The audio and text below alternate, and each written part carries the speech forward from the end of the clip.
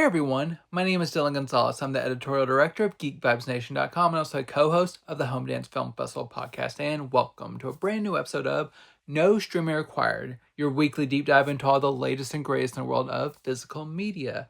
Welcome back. We have another amazing show for you this week. We have some of the biggest blockbusters of the year. We have long anticipated 4K upgrades of catalog titles. We have titles from Deaf Crocodile, the Vinegar Syndrome OCN distribution family, a little bit of something that'll hopefully please everyone.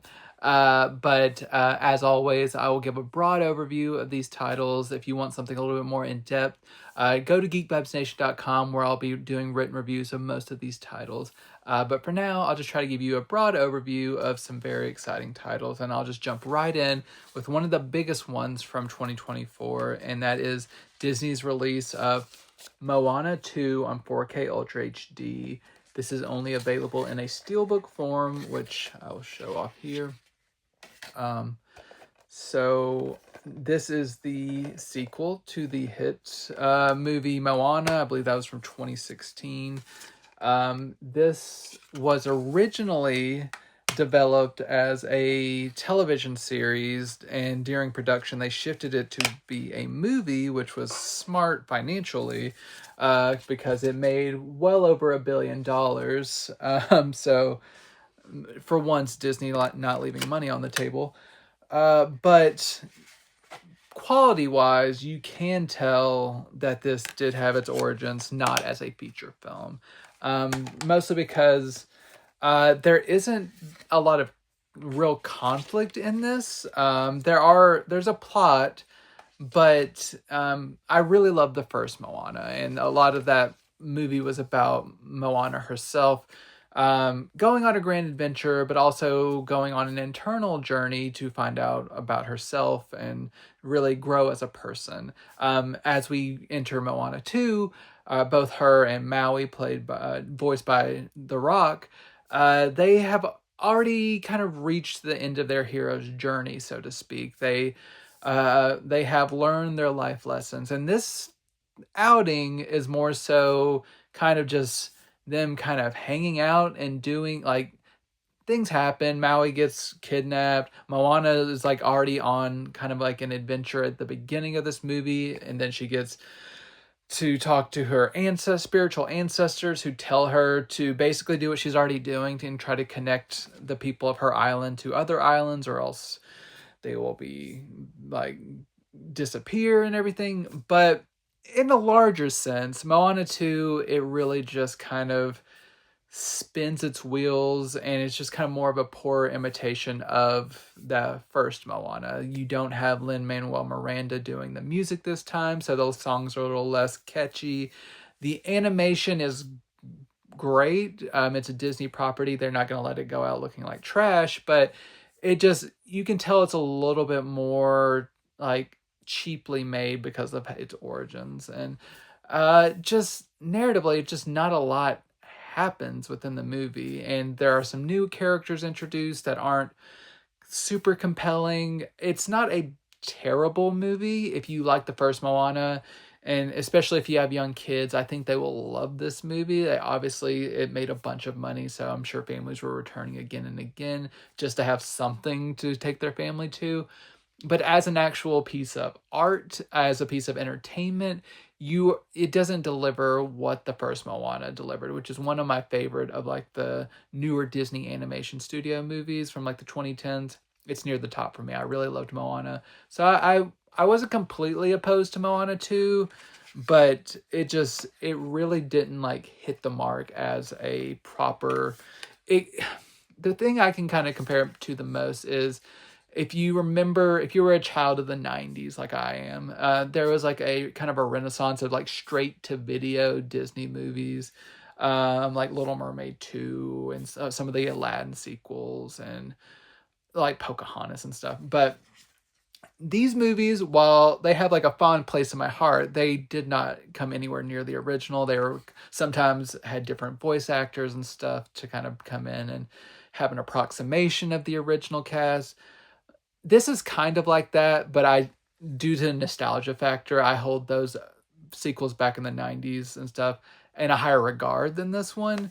So this gets the job done if you're a fan of this series, but it's just not to the level of what we should expect Disney to be producing in the year 2025, 2024 when this was released.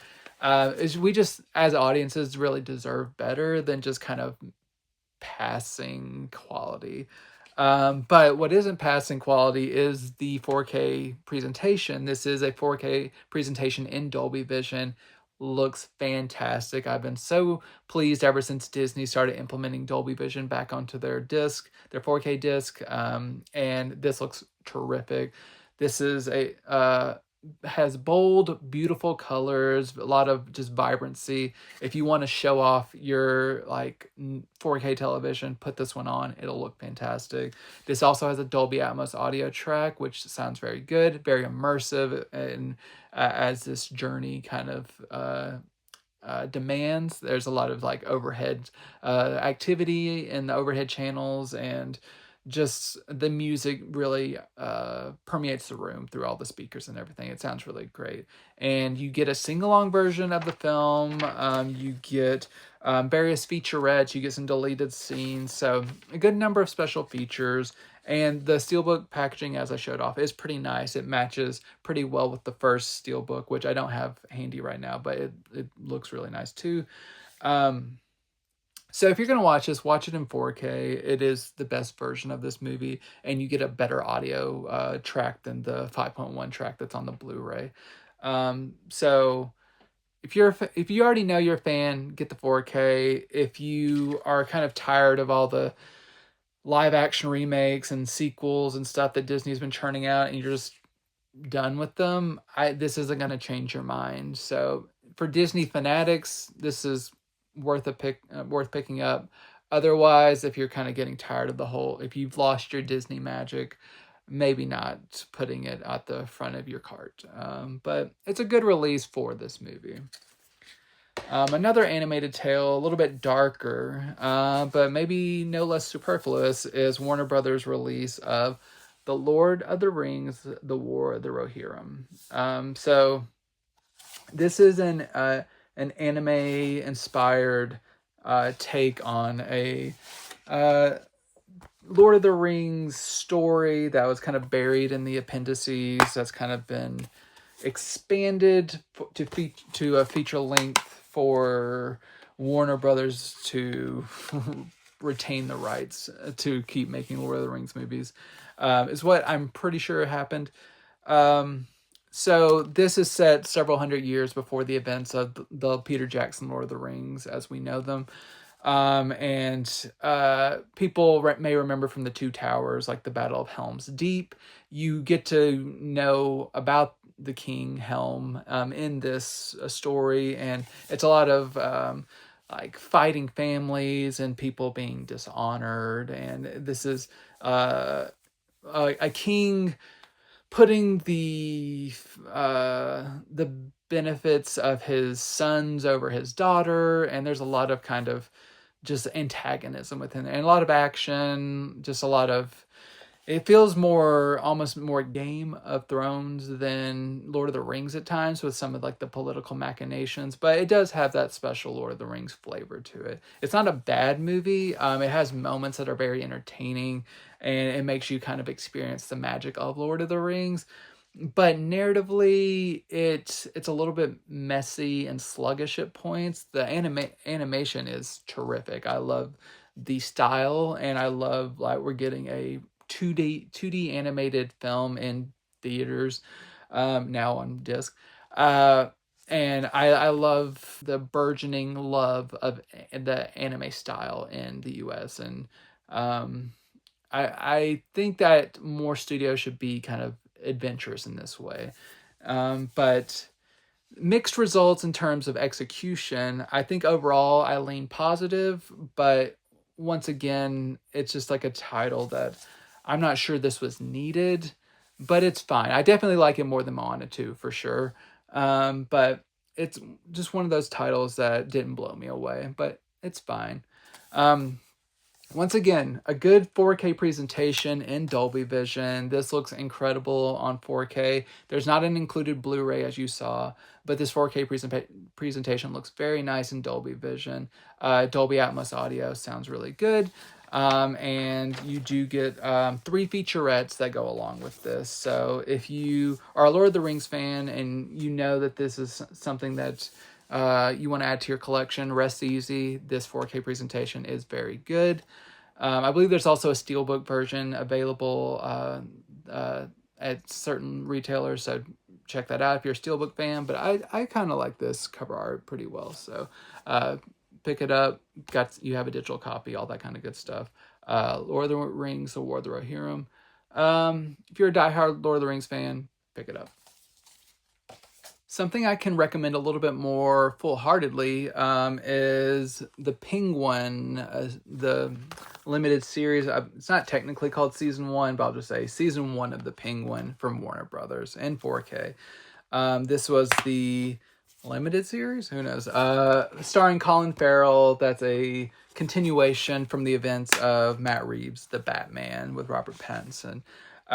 So Colin Farrell was very entertaining in the Batman, and he got his own series, which whenever this was announced, this was one of those titles where I was just like, what are we doing? Why are we continuing this story?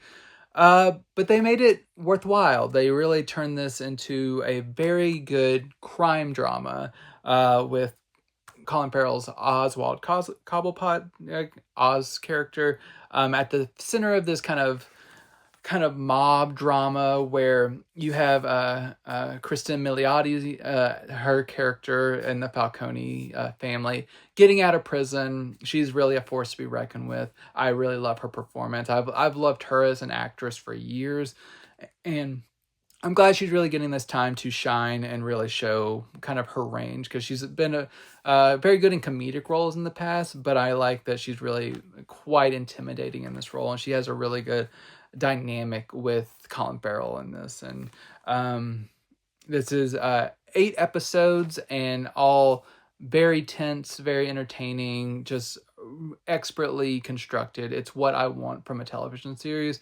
And if you are going to spin off from a great comic book movie onto the small screen, you want it to have the proper scale and gravitas, and this definitely has that. So this has all 8 episodes in 4K in Dolby Vision. They look great. This is the Batman universe, so a lot of this takes place in shadows, darkness, rain, all that kind of stuff. It holds up very well in 4K. You don't get any black crush or compression artifacts, anything like that. It looks very good. Dolby Atmos audio sounds terrific. Once again, with the rain, you can hear it coming from overhead, all that good stuff. Works out very well. In terms of special features, you have a lot of them. You got like inside the making of each episode, you got tons of featurettes and brief interviews and stuff. They're not all super substantial, but there's a lot of them to dig into. So this is manufactured on demand. It's not burned, but due to that, you don't have like a slip cover or anything, and there's not like a steelbook version or anything like that. So it's a little bit more bare bones than I would have expected for a acclaimed Max original that people really love. So if you're looking for a slipcover, you're not going to find one. They didn't make one. But the presentation itself is very good for the Penguin, so make sure to check that out if you're a fan of the Batman universe. It's surprisingly a very good addition to that whole universe. And speaking of Warner Brothers, they recently had a movie come out in theaters just this past weekend called Mickey 17 from the great Bong Joon-ho. And it is perfect timing, I feel, that I am going back about a decade to one of my favorite Bong Joon-ho movies, and that is Snowpiercer from Lionsgate. This is a new 4K upgrade available exclusively at Amazon of a great Chris Evans movie. This is Chris Evans really actually making an effort with his acting prowess. You got a wonderful Tilda Swinton. You got Octavia Spencer. You got a lot of people here. And this will not be the last time you hear about Tilda Swinton in this movie, or in this episode. You got a 3-disc set. You got a 4K disc. You got it's a 4K disc and 2 Blu-ray discs. One is another feature disc, and one is for special features. So for those who don't know, I've talked about Snowpiercer as a concept on this channel before, but that was for the TNT original series that came out inspired by this movie.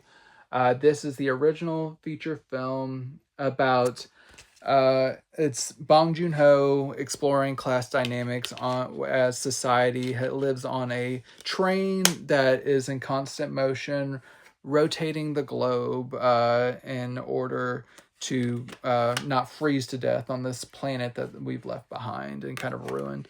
And through this train, you get different compartments living different styles of life. So there you have like the rich people near the front of the train that kind of get all the amenities that one could want, and then people in the back of the train are treated like garbage or worse, and just all the kind of class rebellion of the people, the tailies who do not want to be confined to the front, and they want to kind of like revolt against the upper class. And you gotta love an eat the rich kind of story, and this one does it very well. It's very entertaining. You got action, you got science fiction elements, you got high stakes drama, and great performances from everyone. And this is just executed very well. And Bong Joon-ho, he just like, I believe this was his first English language film, and he just knocked it out of the park.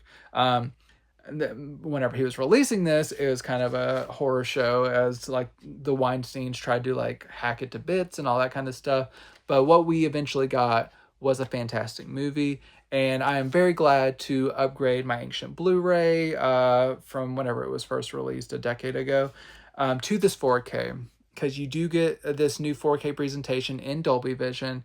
It is a very nice improvement over the old Blu-ray. You're mostly on a train and stuff, so you don't have a lot of room to get like beautiful vistas or anything like that. But some of the compartments are kind of very complex with like a lot of interesting production designs and bold colors and stuff that really leaps out with Dolby Vision, and a firmer handling of the like compression and all that, like no blown highlights, all that good stuff.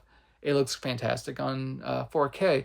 You also get the addition of a Dolby Atmos track, which very much benefits this. It sounds terrific. Great use of overhead channels. Great immersion within the speakers and your surround sound setup. I think anyone who has the proper setup will be very pleased by the Atmos track here. And then you also had that whole disc of special features. You get a commentary track. You do get a 55-minute documentary on the making of this feature, numerous featurettes and interviews and stuff. So available exclusively at Amazon, this Snowpiercer 4K Steelbook is very much worth your money if you're a fan of the film. It's terrific. If you haven't seen it yet, make sure to check it out. But once you do check it out, you'll be wanting to own it on 4K, and make sure to get that at Amazon, which is what I can say about another 4K upgrade available exclusively at Amazon from Lionsgate is Jackie Chan and Jet Li in The Forbidden Kingdom. This was a 2000s movie that I had missed, actually. I believe I picked up the Blu-ray quite a while ago, but it just was one of those that kind of languished on my shelf, and I always told myself I would eventually get to it, and they announced this 4K release. I'm like, okay, I guess now I will actually get to it. But this was an English, like a U.S. production. It stars, it almost kind of takes a Last Action Hero type approach to the storytelling, where you have a teen played by Michael Angarano, who, if you see him, you'd be like, oh yeah, that guy, he's been in everything. But he is a kid who's kind of obsessed with Hong Kong cinema, and just is always watching martial arts movies and everything. And one day he gets actually transported into kind of this era, and he meets like the like Jackie Chan character and Jet Li character, and just like kind of gets thrust into the middle of this epic journey of the like this mad ruler, like people trying to rise up against him and take him out, and just he meets a lot of interesting people along the way, and he kind of comes into his own. He has his own hero's journey, and it's just a very satisfying movie, and it's always cool. It's very cool to see Jet Li and Jackie Chan in a movie together. There's a lot of like fantastical elements, great martial arts, great spectacle within this.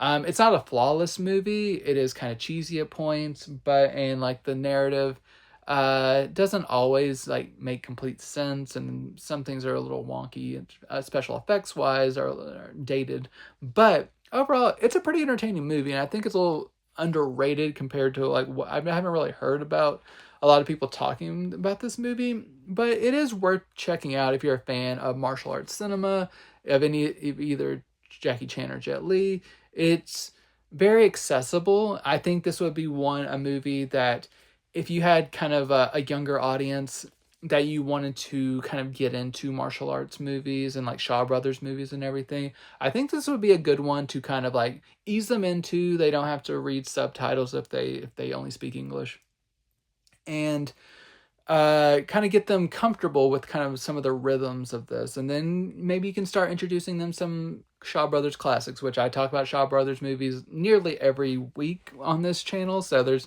no shortage of things to expose them to. But I think this is a really cool movie for martial arts fans, and just for action fans who just want something entertaining. It's a solid movie, and this is a really nice 4K presentation. So this was a mixture of shot on film and HD cam, and I think it was finished probably to a 2K DI, and it's been upscaled.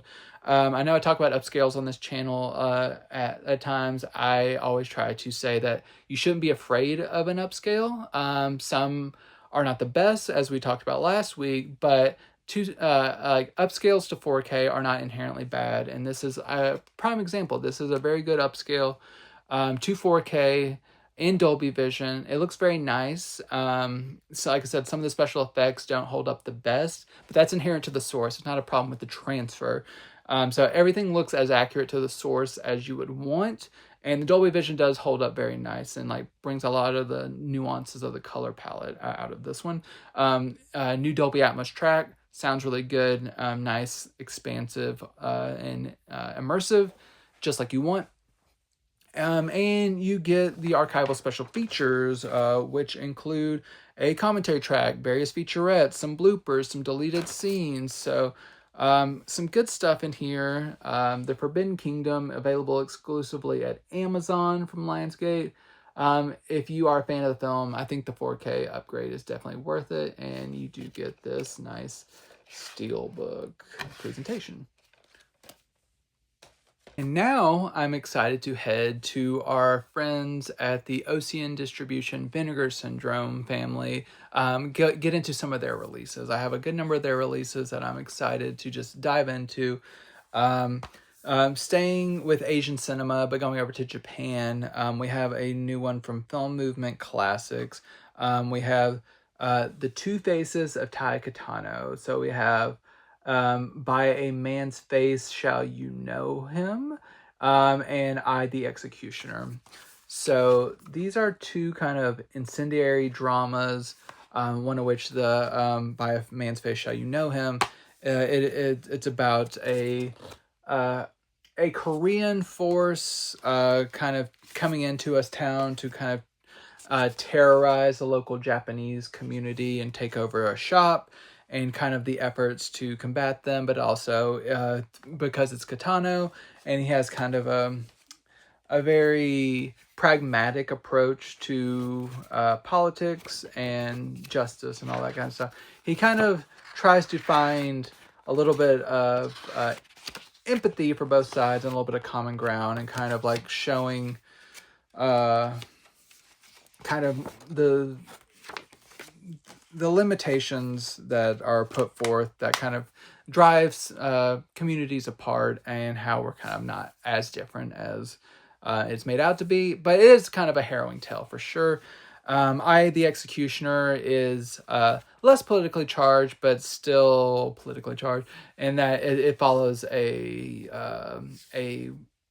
series of killings that are being women are being targeted, and how it kind of connects to another kind of larger event that's happened within the community. I'll kind of try to keep it vague to keep some of the secrets of this movie, but it's a great kind of crime mystery drama. It's very effective. It's one that will definitely linger with you after you've watched it. And these are just very, very good. And I always love what Film Movement Classics has like excavated from or saved from world cinema. They always do something interesting. And this is definitely a very good set. These are new HD transfers. They look very good. There may be minor lingering things here and there in terms of like dust or anything like that in the transfers, but these have been cleaned up very well. And they sound pretty good too. They are older movies, so there's a little bit of like age-related shortcomings, but overall they sound very good. You do get some special features on these, including a video essay for each movie. You get featurettes, like making of featurettes for each movie, and you get like a tribute to one of the performers on the first disc. And then you get the booklet like I showed off. So the Two Faces of Tai Kato, he is a director that I have not watched a lot of, but these two movies have definitely made me a fan, and I will just watch anything that he puts out for sure. One thing I do want to mention. As with most of the titles I'm going to be talking about in the OCN distribution family, if you want a slipcover, you can find these exclusively at the Vinegar Syndrome website and a few select indie retailers like Diabolic and Orbit, I believe. But the best place to look for them is the Vinegar Syndrome website. You can get a slipcover, or you can just order the standard release, which is just this. But if you're a slipcover fanatic, make sure to be aware of that. Have another one from Film Movement Classics, another great piece of world cinema. We have the new release of Mapantsula. I am most assuredly butchering that pronunciation, but nonetheless, I do my best. This is a very interesting apartheid set drama about a man who kind of gets caught up in kind of like a political movement, but the man, and I believe Mapantsula kind of translates roughly to petty thug. This man is kind of a ne'er-do-well and someone who doesn't really want to be a part of any kind of movement. He just kind of wants to drink and kind of be a general nuisance around the community and bug his girlfriend and all kinds of stuff. But he kind of finds himself put in this kind of place where he needs to figure out if he is going to put in effort to kind of fight his oppression and fight for his country. And it's very interesting. He's a very frustrating character a lot of the times, but I do think I do like his struggle, his internal struggle of like what he should be doing as a citizen of this country, and what is worth fighting for and all that kind of good stuff. It is very much worth checking out if you like world cinema, and you especially African cinema. It's very good, and this comes from a new 4K restoration of the original 35mm camera negative. This is a very good restoration. It looks very nice. Nice. It has more of a warmer color palette. It holds up very nice. There's no blown highlights. I didn't notice a lot in the way of lingering damage or anything, so that's been cleaned up very well. The original mixture of languages all come through very well. I didn't notice anything that was like super standout in terms of any shortcomings in the audio.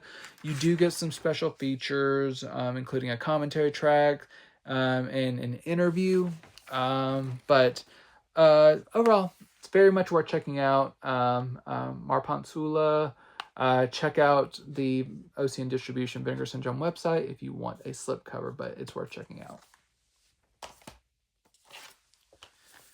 heading over to Film Movement, not Film Movement Classics, but Film Movement. So a newer movie. This was just from the past couple of years. We have the release of Her Body, Uncensored Edition. So that can already tell, you can already tell that this is going to be a little bit racy. So just be aware, anyone out there, so that we're going to be talking about some adult subject matter. This is a Czech movie. It's based on a real woman who was a star athlete destined to eventually be on an Olympic team for swimming or diving.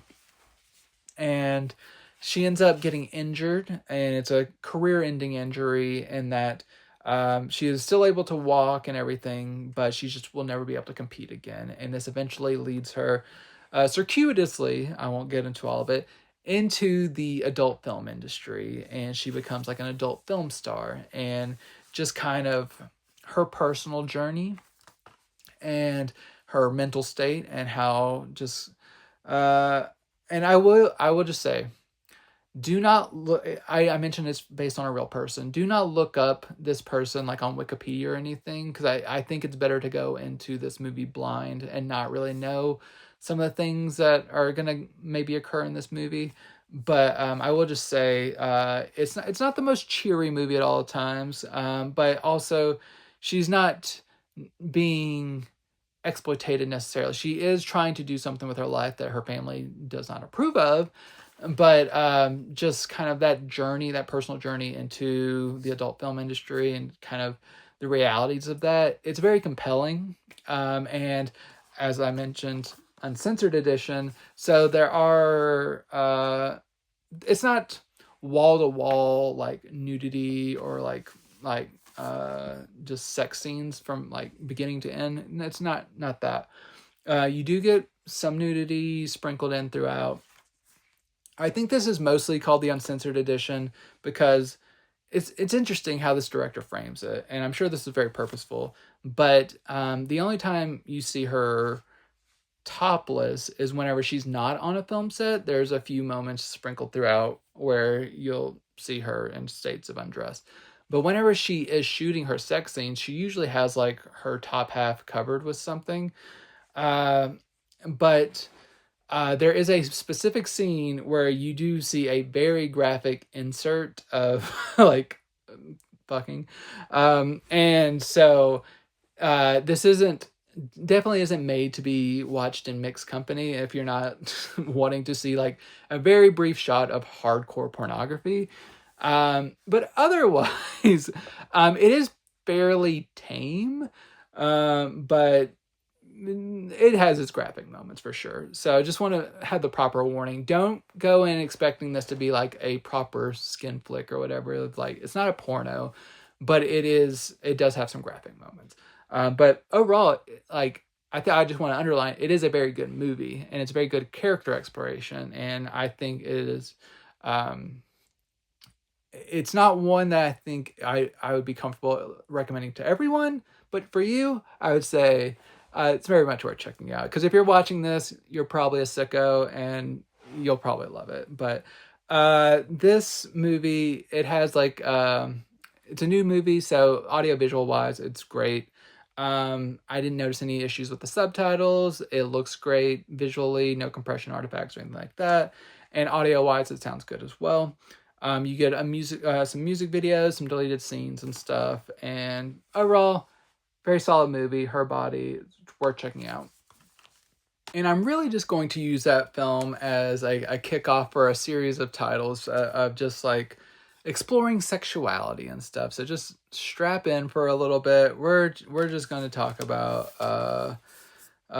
sex on a number of fronts. And the first is the joy of sex from Cinematographe, the wonderful sub-label from Vinegar Syndrome, curated by the great Justin LaLiberty. He keeps unearthing some cinematic gems. This one is one that has kind of been more so overlooked. This is from director Martha Coolidge, who people may know best from like Valley Girl. but this was kind of overlooked whenever it was released. It didn't make a ton of money, but it's based on a classic kind of almost like instructional book and like kind of like a textbook. But that's a really nice like inclusion of like stickers.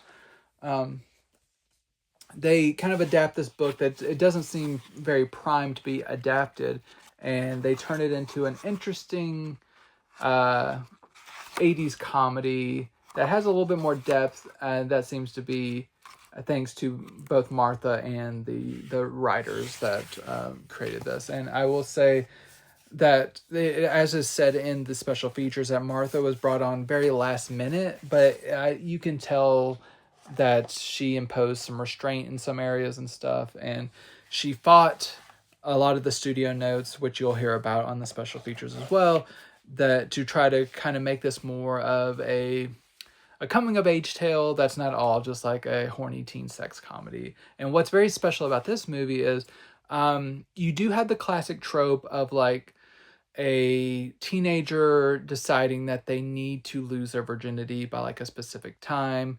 But you actually have two of those, and you have one guy doing this, and you have one girl doing this. And the girl that is doing this also has the added layer where um, she's a little bit of a hypochondriac, and she overhears news that leads her to believe that, from her doctor, that leads her to believe that he has been lying to her and that she is actually going to die.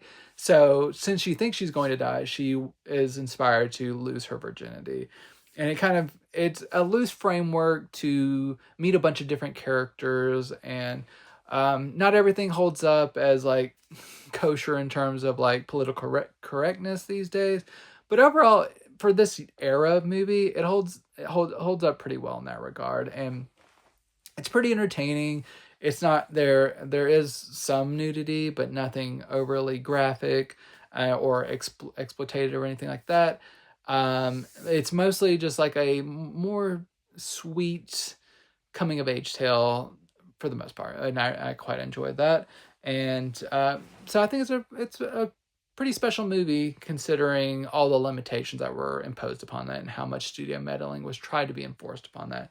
It's solid, not perfect, but solid, and very much, if you like an 80s comedy, very much worth checking out. And I'm pretty sure this has never been released on disc before. I'm not even sure if it made it to VHS. I do not know. But I do know that this has been given a new 4K restoration of the original camera negative, and it looks very good. It's a very nice transfer. There is one spot kind of early in the film that I had some brief pixelation. I did not notice it anywhere else. It could have been a problem with my disc, but I just want to mention that. It's like whenever the boys are standing by the lockers, it's like 8 minutes in, I had that issue. But otherwise, it's a pretty pristine looking transfer. No major damage or anything like that. And in terms of audio, it sounds good as well. So that seems to preserve, I believe, the stereo origins of this. It holds up very well. In addition to the packaging with the essays and stuff that I showed off, on the disc, you get a commentary track, tons of interviews, including one, newer ones with Martha Coolidge, Colleen Camp, some of the screenwriters, some of the other actors and stuff. And I just want to shout out Colleen Camp because she was also interviewed recently for her role on the Sliver 4K. She's such an entertaining interview subject, and very much worth checking out her interviews on this, just to kind of see where she fit into all this. In addition to just acting in it, she had a lot of behind the scenes stuff going on as well. And some video essays and stuff. So overall, Cinematographe, they keep knocking it out of the park. So very happy to get another female filmmaker in the collection after Go Fish last year. I was glad to get this one, but I didn't have to wait long for another one because the same month we have another female filmmaker, Susan Straightfield's Female Perversions from Cinematographe. So 2 female filmmakers for the February releases that I'm covering. So So I mentioned when I was talking about Snowpiercer that I'd be talking about Tilda Swinton again. This is, I believe, Tilda Swinton's American debut, and she is fantastic in this. She plays a very driven lawyer who is up for a new political appointment, and she is trying to prepare for that while also kind of dealing with her kleptomaniac sister and her own kind of sexual urges that kind of border, like, it's not quite nymphomania, but she is definitely a woman who has a lot of fantasies that kind of, this movie is shot in a way that's almost kind of like a psychological drama where there's a lot of her reflecting on her past, but also how that kind of connects to some of her fantasies. And she's sleeping with a couple different people, both men and women, and just how this all kind of, it's just like her really diving into her sexuality and how that kind of impacts her personal life and how that connects to her past and her family and all this kind of stuff. It's definitely not as lighthearted as The Joy of Sex, but it's definitely very engaging. And Tilda Swinton, it's really does a great job in this role. And all of the ensemble players, they do a nice job. You got Clancy Brown as her boyfriend and stuff. But yeah, overall, really interesting movie. This is a 90s movie. I'd never even heard of this before, but I'm all for anything with Tilda Swinton, and this one did not let me down. So this one comes from a 4K restoration of the original camera negative. This is another stereo release, and it sounds great. The restoration looks really good. They've done a nice job with this. No errors that I saw, no compression artifacts. Everything looks really, really solid. You do get some special features, including a commentary track and various interviews with the director and some of the stars and stuff. Not Tilda, but other stars. And overall, worth checking out. I even whenever I'm not completely in love with the Cinematographe like movies that they put out, which there's only been a couple that it's been that way, I still think their releases are worth checking out. But both of these movies that I'm talking about from Cinematographe are worth adding to your collection just as movies. So make sure to check out Female Perversions. My last movie explicitly about sex, but not my last movie that has sex in it, is from IFC Films. And this is their new release of Autoerotic with Adam Wingard and Joe Swanberg. So these are two of the filmmakers, especially Joe Swanberg, who are kind of very big in like the kind of mumblecore movement and just very DIY filmmaking of like the 2000s going into the 2010s. And this is like early 2010s. You have Joe Swanberg. This is a kind of like a vignette style with like kind of interconnected characters. You have this mostly centers on the sexuality of men, but you also do have, I guess it's kind of an even split actually. You have a man obsessed with the size of his penis. You have a woman who is kind of like given into kind of a compulsive masturbator and trying to figure out what it means like for her sexuality and everything. You have a woman who is pregnant who has been unable to have an orgasm, and whether or not her husband will let one of her close friends give her an orgasm while she's pregnant, and some other kind of, those are just kind of like a few of the examples of some of the stories we have here. In addition to these people being directors, they are also in the movie. Adam Wingard is very creepy in one of the final shorts. But I won't get into all that. But I have mixed feelings about this movie. There are some segments that I did quite enjoy, and there are some that I was just kind of so skeeved out by how the dudes were acting that it just kind of annoyed me. I didn't hate the movie, but it just kind of, I was just like kind of like, all right, I get it, like that kind of feeling. But overall, it's a good movie, and especially some of the segments I pointed out about like the female driven segments. Those are I think the ones that are I think handled with a little more tact. But the other ones, they have their moments of like, but it just kind of feels a little bit more gross at points and some of like the takeaways. But overall, I did like it. This is shot in kind of like a probably like a HD cam. I couldn't get quite a source on this, but definitely very kind of DIY, kind of rough around the edges filmmaking. So Blu-ray, it does look good on Blu-ray, but it just kind of does, it looks very gritty and stuff. So don't expect this to be like a crystal clear picture. It's not supposed to be, just based on how like the low budget kind of aesthetic that this has going for it. But I am glad to have this on Blu-ray. Sound is solid too, no complaints. You do get some special features, including a new commentary track. You do get a short film.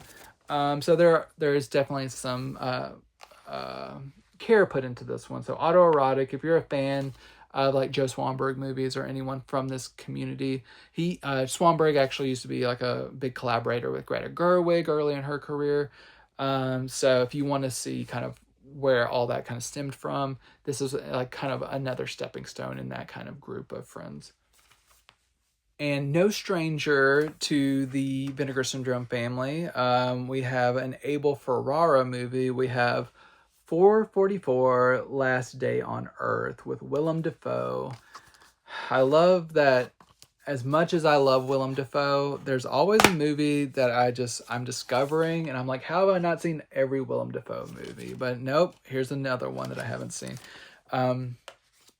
Definitely, like Willem has collaborated with Ferrara quite a bit to mixed results on my end. Some of the collaborations, like Tommaso, I really like. There are others like Siberia, did not like as much, but this one I lean positive on. This is a kind of a post-apocalyptic or a precipice apocalyptic movie about everyone on Earth pretty much knows that this is set on like the last day before like a big climate crisis happens, and it's basically going to just wipe everyone out. So it's how everyone is responding to their final day on Earth. And what Willem and his girlfriend in this movie are doing, there's a lot of conflict between them, but they also love each other, and they're also trying to like be with each other as much as possible, but they're also kind of just reckoning with the end and what that means and what they want to say before they're gone. So it is not a contained in apartment type of movie. It does kind of go out on the streets at times, but it is a lot just like one location, two locations, and a lot of talking.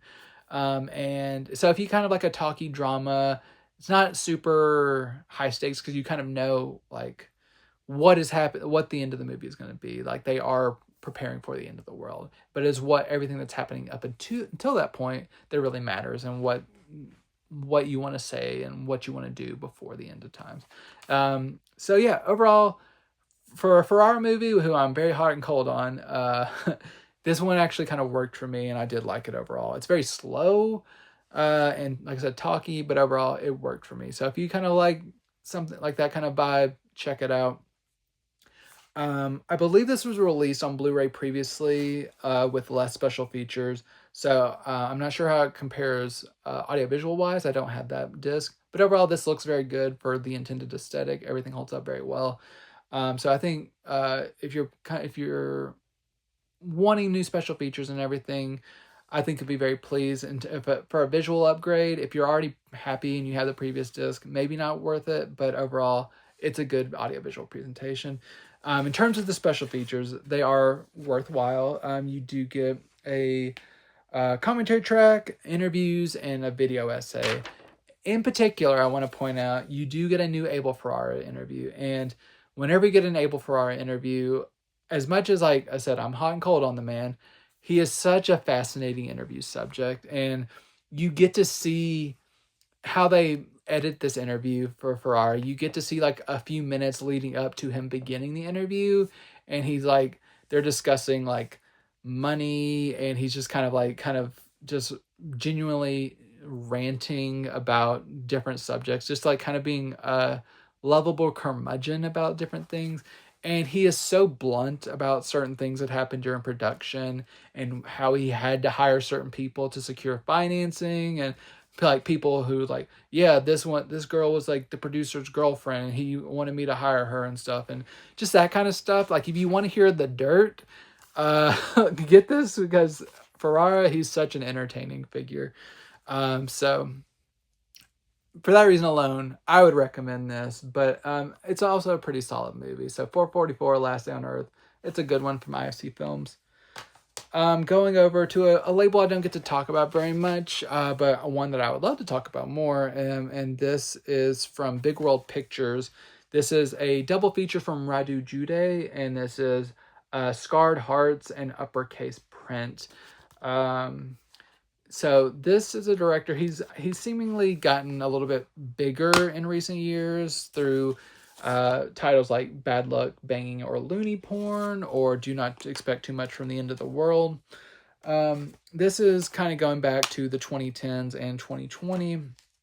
For a double feature, Scarred Hearts is a period piece set in the 1930s about a young man who goes to a sanitarium to kind of try to recover from a bone tuberculosis, and just kind of bonding with the people who he's in the sanatorium with, and just kind of feeling left behind by society. And this is based, I believe, on a real person, and throughout you get little interstitials of like writing from this man's journal, and just how that all kind of comes together. It's a pretty effective movie. I liked it. It was the one I liked more of the two films. It's a good movie. Uppercase Print is a more so of a hybrid documentary. It's about a real event that happened in Romania, about like some teenagers who did some anti-government graffiti, and the efforts to track them down and be punished by the government. And you get a mixture of modern people reciting some of the transcripts from certain political documents, like kind of reenacting some of these moments in the present, spliced in with kind of random imagery from the past, which you would think would be included to kind of complement some of the themes that they are working with in this movie.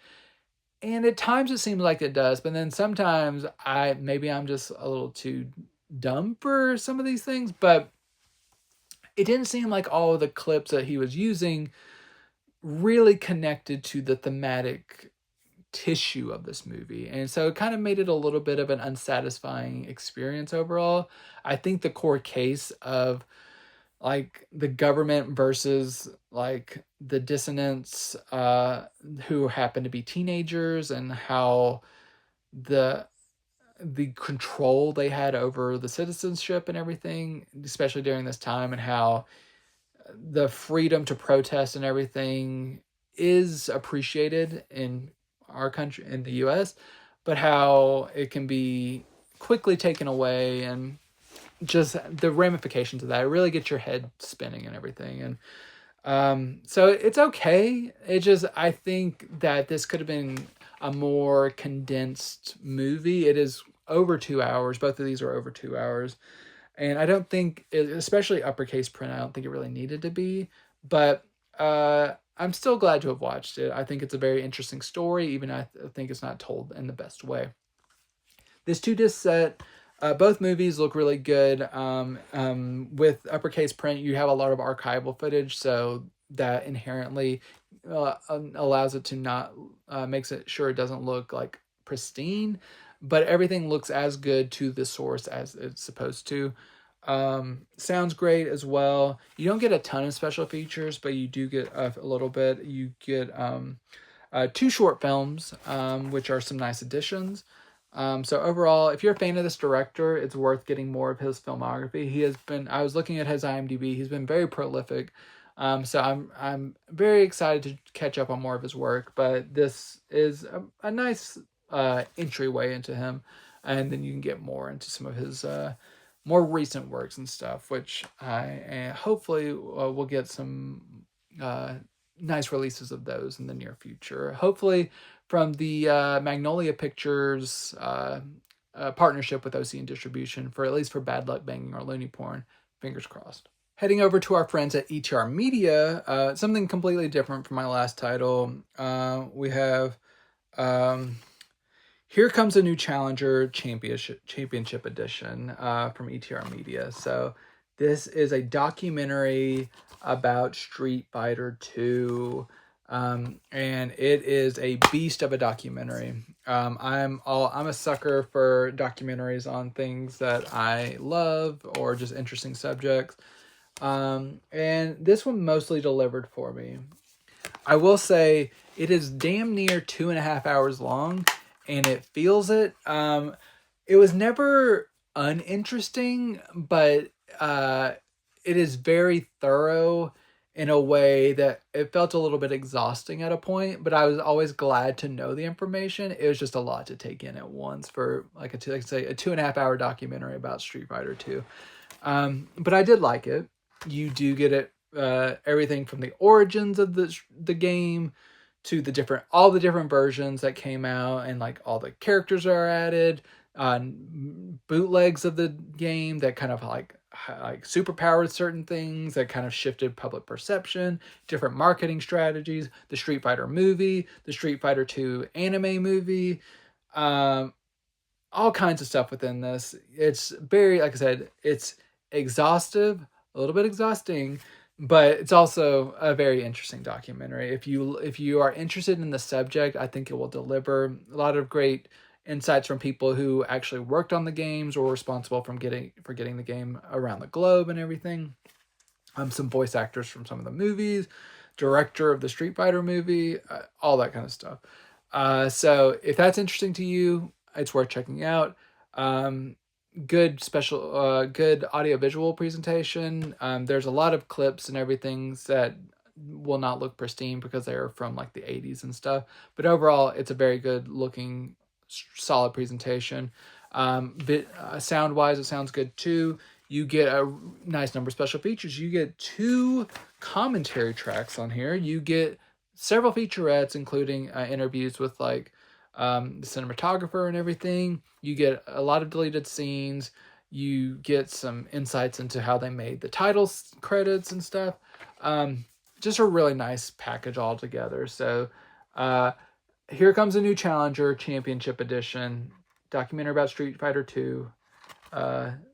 Make sure to check that out if you're a video game fan. Going over to the good people at Cartuna, we have Nova Seed. This is a kind of a post-apocalyptic tale. This is not the post-apocalyptic tales are very popular, and this is another version. This is more of a science fiction like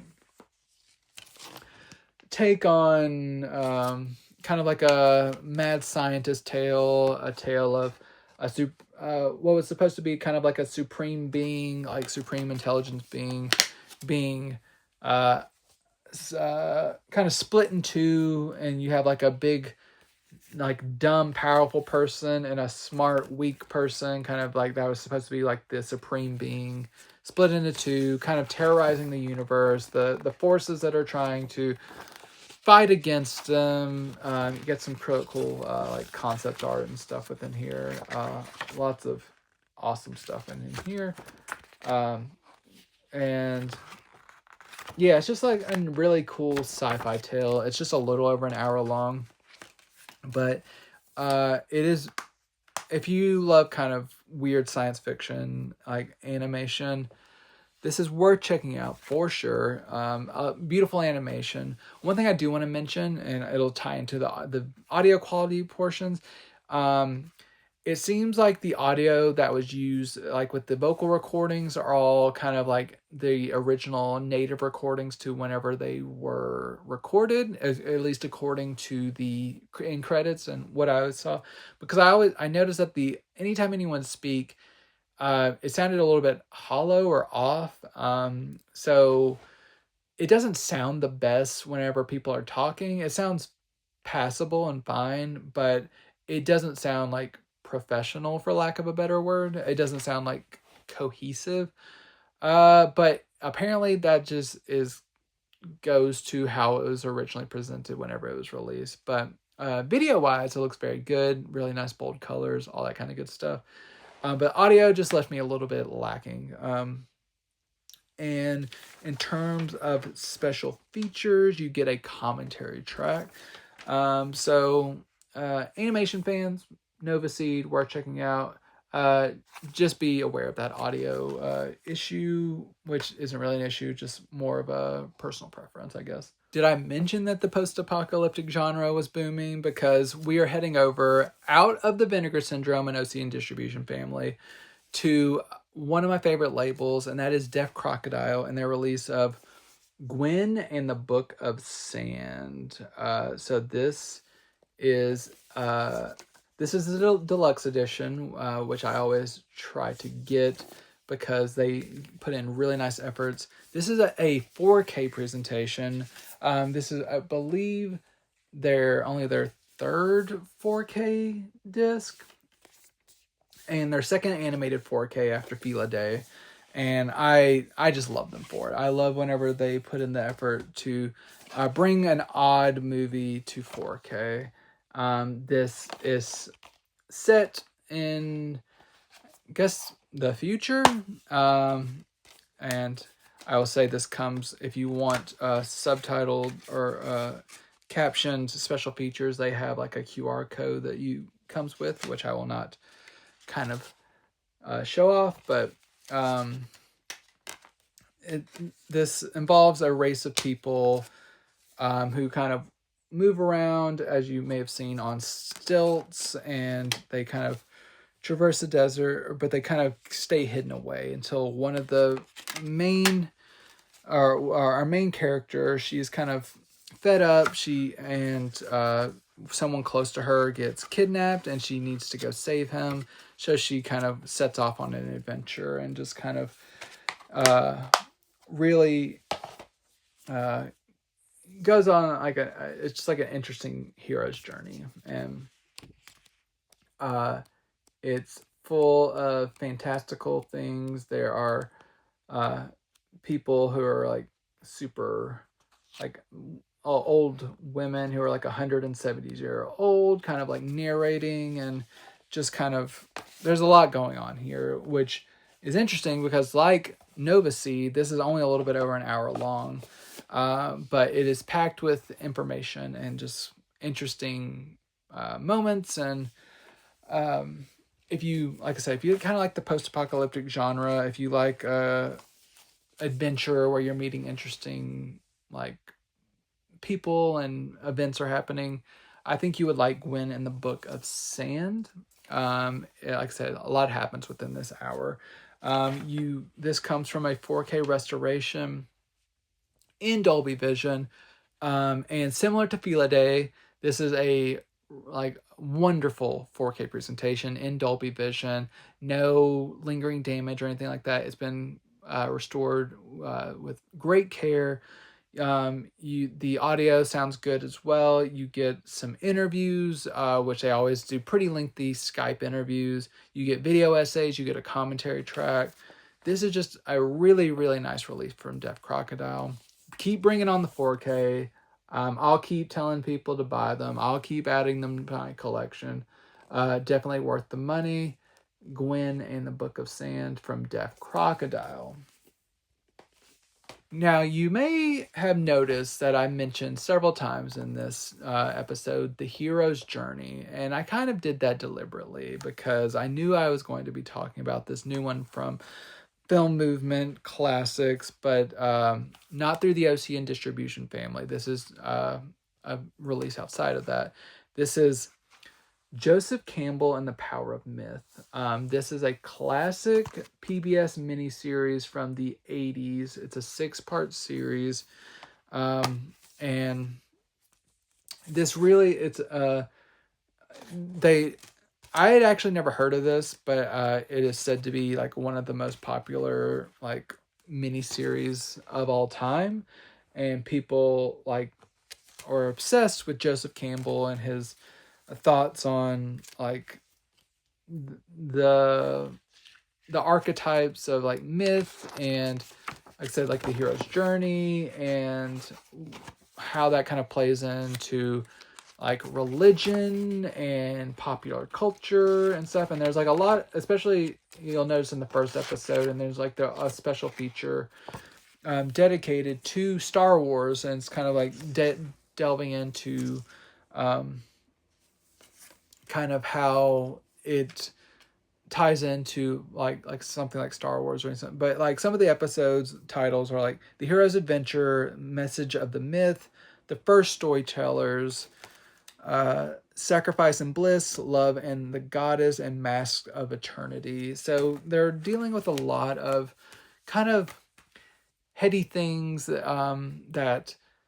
really exemplifies what I feel that PBS was back in the day. I know PBS is still around, obviously, but really just it's mostly two men talking and discussing really kind of deeper subjects about like philosophy, religion, popular culture, and just history and all this stuff, all within like these parameters and stuff. And there are clips like kind of woven into the fabric of this, but mostly you're just like getting like hardcore discussions and like very intellectually stimulating discussions. So if that sounds interesting to you, check it out. I do want to mention this does appear to have been finished to tape whenever it was originally created. So these are upscales from a tape source from what I can tell. I do not have specifics on this. I looked all around. I could not find out, but this does appear to have been finished to tape, and now we are having a Blu-ray release. So they had to be upscaled in some way. And there are a few tape-based things that have been released on Blu-ray that I reviewed. Like Kino Lorber released like the Maigret series, the detective series on Blu-ray. And if you've seen that, or if you've seen something like the classic Ghost Story set from Kino Classics as well, you'll notice that it's kind of has a quality about it that is far from pristine. It looks good in HD, but it also kind of looks a little bit smeary. And I can only assume that there was some kind of upscaling technology. I'm not going to say AI. No, I'm not saying that. But there is more than likely some kind of DNR or some kind of something applied to help kind of smooth over this transition from tape to Blu-ray. I think overall it looks good, but you definitely need to keep your expectations in check whenever you're watching a tape-based source on Blu-ray, because it's not going to look like all the other Blu-rays, but it just can't. You can't do it. But I'm glad that they made the effort to put this out on Blu-ray. I think it is something that is worthy of being back in the cultural zeitgeist. So Joseph Campbell and the Power of Myth, worth checking out. Like I said, you get all 6 episodes and then like an extra featurette on like Star Wars and everything. So make sure to check it out. You get a essay that I showed off on the booklet. That's kind of a rare essay from Joseph Campbell as well. Next up, we are going over to Altered Innocence, and we have Eat the Night. This is a story kind of set. It's about a brother and sister who are obsessed with a World of Warcraft type game.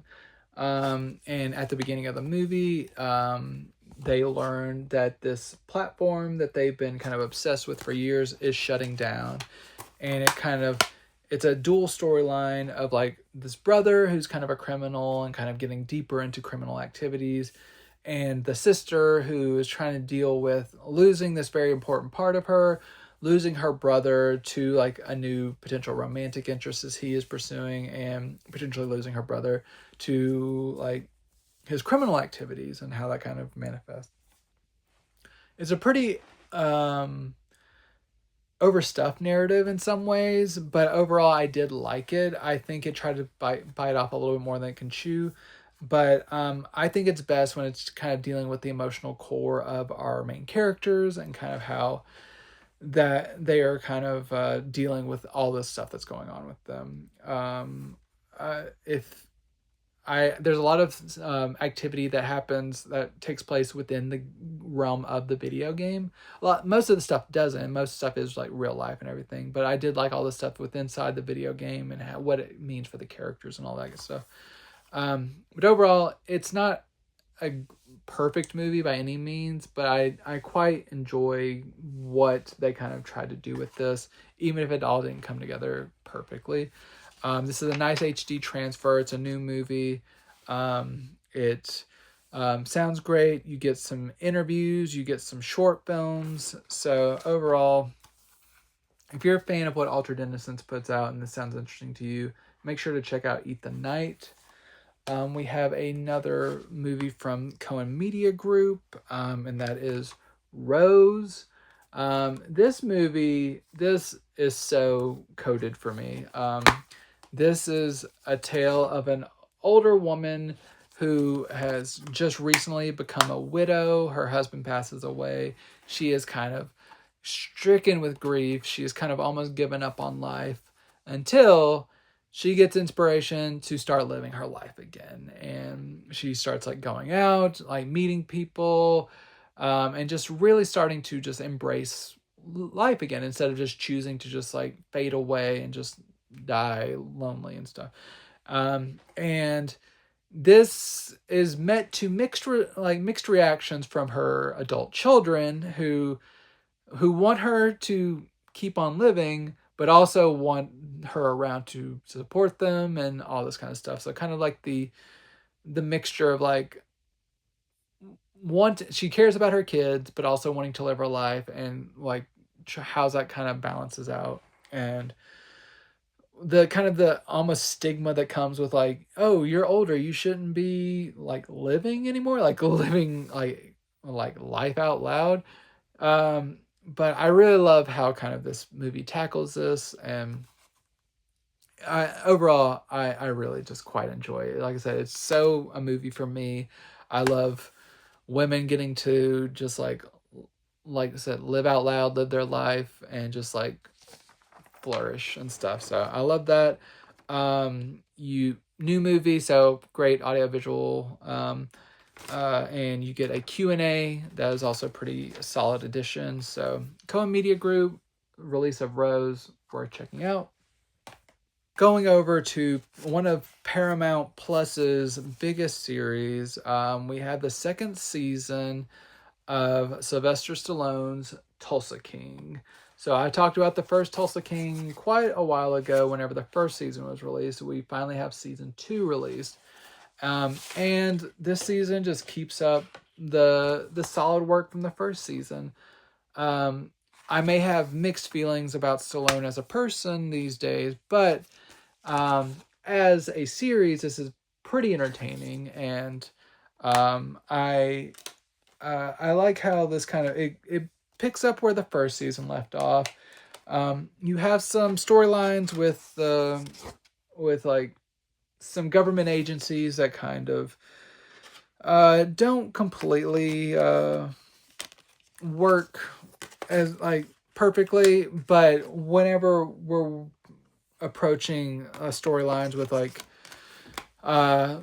Sylvester Stallone's character, he has kind of had his found family in Tulsa. He's kind of built kind of like a little empire in this kind of place that the people who sent him there never really expected. And then now that he's there, he starts to come up against actual other mob boss adjacent people, including like Frank Grillo, who's very entertaining in this, and other memorable people. and just kind of how this season develops. It keeps a pretty nice balance between kind of the crime drama moments and kind of the dark comedy moments, because we haven't a lot of series, especially from the Taylor Sheridan universe, that are more like straightforward kind of oppressive dramas. I like kind of the light touch that this gives sometimes. I love Dana Delaney in this show. This I always love I'm a sucker for a found family narrative and stuff. So I really like what this was serving up for the second season. Some of the plot lines are a little uh unnecessary or just not as satisfying, but overall I do think it is a good season of television. You do get 10 episodes this time out. The first season was 9. You get an extra episode for 10 episodes, and you get several featurettes. You get inside the episode featurettes, and just a lot of great insights into the show. So Paramount, I'm glad they keep releasing this on Blu-ray. There's has already been renewed for, I believe, a third and fourth season. So we will be getting more on Paramount. But this just finished up, I believe, in November on airing, and I'm glad to now have it on Blu-ray. And finally, one 4K upgrade that I've been hoping for quite a while. I've been trying to will it into existence. It finally happened. It is my beloved, from Sony, my beloved My Girl. And I'm a sucker for like a sweet tale, even though this is also quite devastating. And like the back of this, I saw it says, perfect for parents to share with their children. If you want to scar them for life, but I mean, it is like, I saw it as a kid, my wife saw it as a kid. We both love the movie, but it will rip your heart out.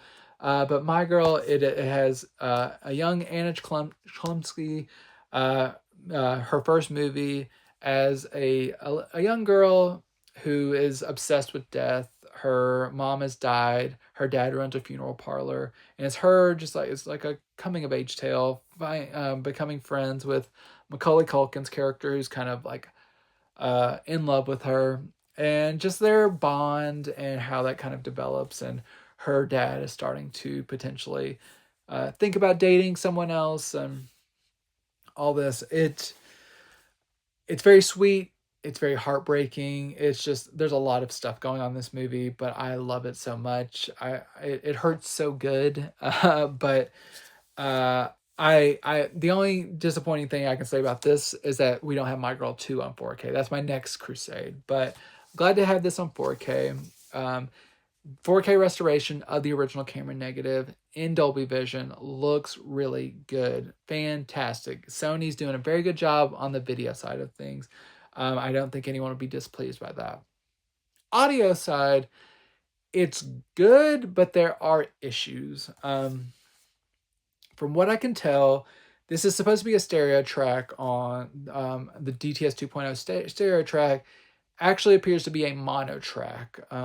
So that is an issue. And also the DTS 5.1 track apparently has the low frequency channel muted. So there's no kind of low end frequency. Not that this is a movie that's like going to hit hard in the bass, but you would expect to have a little bit whenever, especially since apparently this was not the case on the previous Blu-ray releases. So it appears that something has went a little bit awry with the audio portion. So I'm hoping that maybe there can be a replacement program from Sony to rectify some of these.